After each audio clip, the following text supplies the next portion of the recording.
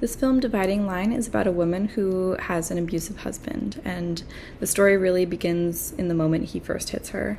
The creators then split the frame in half, and the two storylines stem from this event. But in one, she calls the police and reports him, and in the other, she doesn't.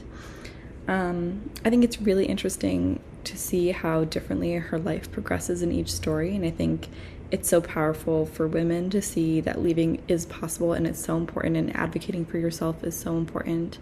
And in the one where she does call the police, her life is significantly happier and full of more love and friendship than if she stays.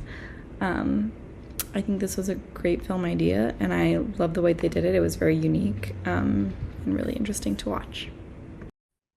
I really like Dividing Line. I thought it was really creative, really good idea. This is one of the better takes I've seen on domestic violence. One of the better films that covers the issues involving domestic violence and like that type of thing. Because like I thought it was really clever, like a really clever story technique of like, okay, the two different paths and like showing contrast. And I think that's like film at its like that's what my teacher used to always say, like film at its best, like the juxtaposition of images and like the idea that like, okay, like you can play out the two different paths, like the two different scenarios, and create a third meaning just off the juxtaposition of images. You know what I mean? Could say so much without saying so much. I thought it was really well done. I thought it was a really cool idea, like really clever concept, really well executed, great writing, great directing. This one was one of my favorites. I really liked it. Great job. I really enjoy the way Dividing Line is being told.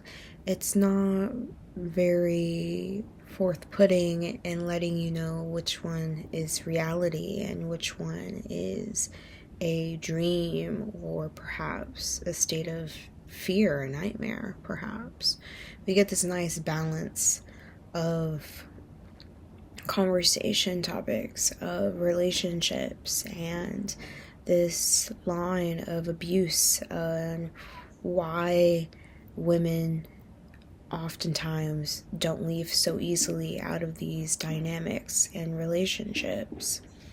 We get to see a what it could be if someone changed and lived an alternative path, or um, the filmmakers do a really great way of building this duality between what is love and what is emotional abuse, what is physical abuse, even. You know, we get to see these altercations, we get to see these glimpses of light, and it's really drawing to this audience, to the audience, because there is quite literally a dividing line.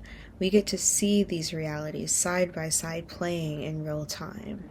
So it's as if another reality is always playing on the other side. You know, this alternate reality almost that we could be living.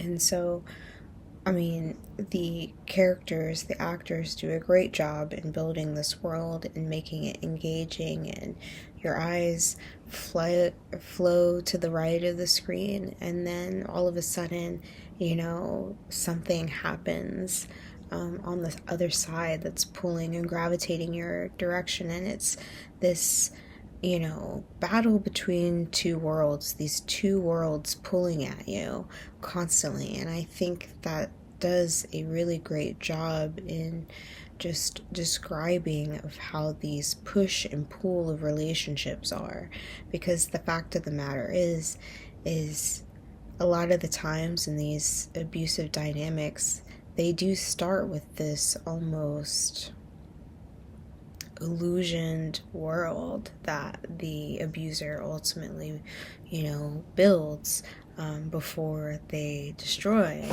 And so I think the dividing line does a really beautiful way in showcasing the push and pull between this world of love and the road it takes for it to become toxic and unsafe.